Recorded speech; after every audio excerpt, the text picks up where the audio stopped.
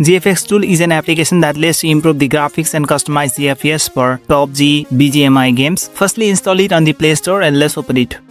This app contains few ads here. Firstly, you're going to choose the game version. I have the PUBG global version, so I'm going to choose this one here, global. You can change the resolution of game.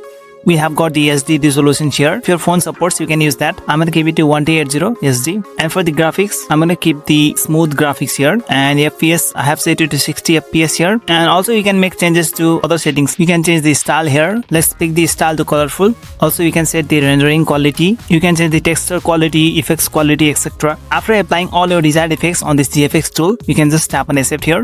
And it gives you very important instructions here. We're gonna clear the storage and cache from the game. Tap on I understand. It will redirect you to game settings. Tap on storage, tap on clear cache, and just go back and run the game. You can see the game is now very colorful and the graphics has improved, also the FPS. So that's how you can use the GFX tool for PUBG. Don't forget to leave a like on this video and subscribe my channel.